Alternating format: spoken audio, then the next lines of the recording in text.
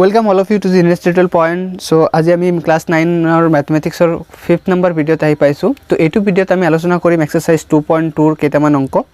ইয়াৰ আগৰ ভিডিওলৈকে আমি হেক কৰিছো what are the zeros of polynomial, মানে বহুপদ এটাৰ শূন্যবোৰ কেনেকৈ আমি উলাব পাৰো আৰু শূন্যবোৰ এটাৰ সিগনিফিকেন্স কি, শূন্য এটা থাকিলে আমি কেনেকৈ তাৰ পৰা আমি ফ্যাক্টৰছবোৰ উলাব পাৰো, উৎপাদকবোৰ এটা বহুপদৰ উলাব পাৰো, সেইখিনি বস্তু ইয়াৰ আগৰ ভিডিওখিনিত আলোচনা কৰা হৈছে।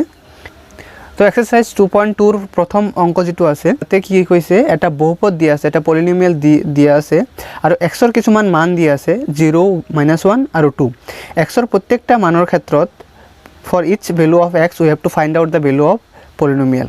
তো পলিনোমিয়ালটোৰ ভ্যালু উলিয়াব লাগে। পলিনোমিয়ালটো কি দিয়া আছে 5x - 4x² + 3। তো প্ৰথমে আমাৰ কি উলিয়াব দিছে, সে ফাৰ্স্ট যেটো কন্ডিশন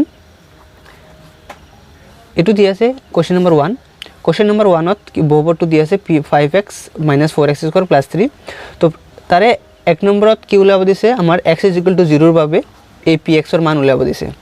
তো x = 0 হলে px ৰ ঠাইত কি হ'ব p of 0, কাৰণ x ৰ ঠাইত আমাৰ কি হ'ব লাগিব 0 = 5 * 0 - 4 * 0² 4 * 0² + 3। তো এটো হ'ব 5 * 0 = 0 - 4 * 0 মানে কি 4 * 0² মানে কি 4 * 0 + 3। তো ইখিনিও কি হ'ব 0, ইখিনি কি হ'ব 0। তো আমাৰ থাকিব কি +3। Now in the same way we can find out the value for x = -1 and x = 2। এতিয়া কোশ্চেন নম্বৰ 2 ত আমি যাম। তো কোশ্চেন নম্বৰ 2 ত কিছুমান বহুপদ দিয়া আছে। ইন এভৰি কেস আমাৰ কি উলাব লাগে, p of 0 উলাব লাগে, p of 1 উলাব লাগে, p of 2 উলাব লাগে। So let's pick one. তো এতিয়া 2 নম্বৰৰ যেটো প্ৰথম কোশ্চেন আছে হেতু আছে কি py = y² - y + 1। তো আমাৰ কি উলিয়াব লাগে, p of 0 উলিয়াব লাগে, অৰ্থাৎ কি ভেৰিয়েবল মানে y ঠাইত 0 বহাই এবাৰ মান উলিয়াব লাগে। তো 0² - 0 + 1 = কিমান 1, কাৰণ এটো 0 এটো 0 থাকিব মাত্ৰ 1। আকৌ p of 1 উলাব লাগে। তো y ঠাইত কি বহাব লাগিব 1, 1² - 1 + 1 -1 + 1 কেনসেল, কি থাকিব 1² মানে 1 থাকিব ইয়াতে। p of 2 উলাব লাগে, y ঠাইত কি বহাই দিব লাগিব 2। তো 2² - 2 + 1 y ঠাইত কি বহাই দিছো 2 বহাই দিছো, 2² - 2 + 1।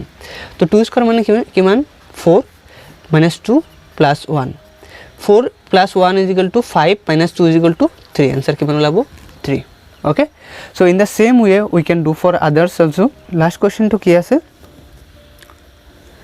px = x + 1 whole into x - 1। তো আমাৰ কি উলিয়াব লাগে, আমাৰ তিনিটা মান উলিয়াব লাগে। p of 0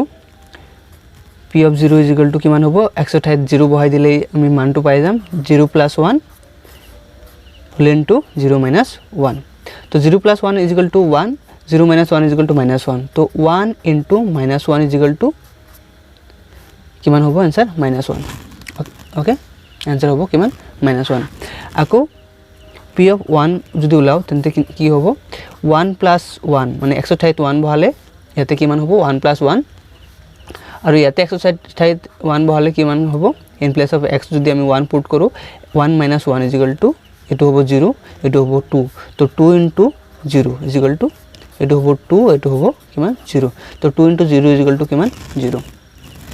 আকৌ যদি আমি p of আমাৰ কি উলাব লাগে 2 উলাব লাগে।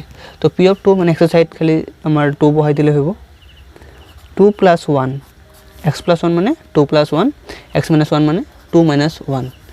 তো কি হ'ব आंसर 2 + 1 মানে 3 আৰু 2 - 1 মানে কিমান 1। তো 3 * 1 = 3। তো আমাৰ आंसर 2 লাগি গ'ল 3।